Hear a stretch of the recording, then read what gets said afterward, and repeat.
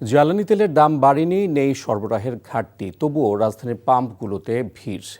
গুজবের উপর ভর করে তেলের ট্যাঙ্ক পূর্ণ করার বিপজ্জনক উন্মাদনায় সামিল এক শ্রেণীর গ্রাহক। এই কৃত্রিম সংকটের ফ্রন্টলাইনে থাকা পাম্প কর্মচারীদের জীবন এখন চরম ঝুঁকিতে।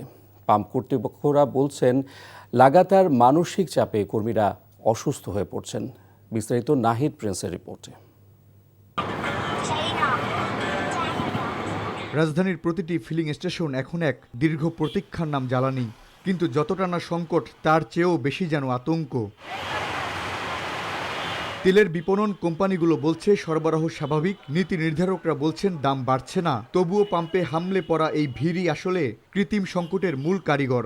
গুজবের ওপর ভর করে তেলের ট্যাঙ্ক পূর্ণ করার এই আত্মঘাতী হিড়িক এখন রাজপথে অস্থিরতার সৃষ্টি করছে। আমরা 10 লিটার বলি, ওনারা বাড়াই দেন, এক কথারে 5 বার 6 বার বলা। তারপরে আমরা যথাসাধ্য চেষ্টা করি কাস্টমারদের বুঝিয়ে শুনিয়ে দেওয়ার জন্য।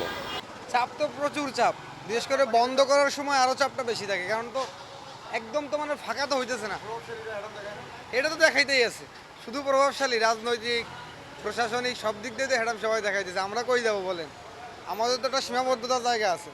পাম্পের এই দীর্ঘ সারির একদম শেষ প্রান্তে যারা নিরবচ্ছিন্নভাবে সেবা দিচ্ছেন, সেই ফ্রন্টলাইন কর্মীদের জীবন এখন ঝুঁকিতে। সকাল থেকে রাত অবধি টানা ডিউটির চাপে নজেল হাতে দাঁড়িয়ে থাকা, নেই বিশ্রামের ফুসরত, নেই ঠিকমতো খাবার সময়ে। এর ওপর বোনাস হিসেবে যোগ হয়েছে গ্রাহকদের অন্তহীন গালিগালাজ আর শারীরিক লাঞ্ছনা। অনেকে হয়তো মনে করেন 5 লিটারের জায়গায় 7 লিটার ছেলে না দিলে হুমকি দামকি দেয় বা গালাগালি করে। যদি রাস্তাতে একলা পায়ে ধরে মার দেয়, তাহলে আমাদের তো জানের একটা ভয় আছে। সংকট দীর্ঘস্থায়ী হওয়ায় রাজপথে বেড়েছে অসহিষ্ণুতা।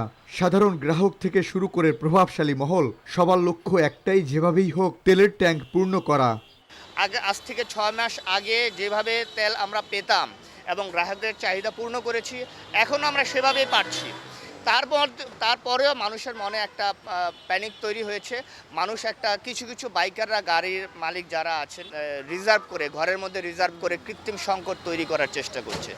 জ্বালানি সংকট হয়তো একদিন কাটবে, পাম্পের এই দীর্ঘ সারিও হয়তো ঠাঁই নেবে স্মৃতির পাতায়। তবে কর্মচারীরা বলছেন, যে হাটটি আজ গ্রাহকদের সেবা দিচ্ছে, অকারণ ক্ষোভের অনলে সেই হাটটি যেন অকালে নিথর হয়ে না যায়। Nahid Prince, NTV news, Dhaka. 200-র বেশি সার্ভিস ও ফিচারে লেনদেনের সব বিকাশ অ্যাপে সম্ভব।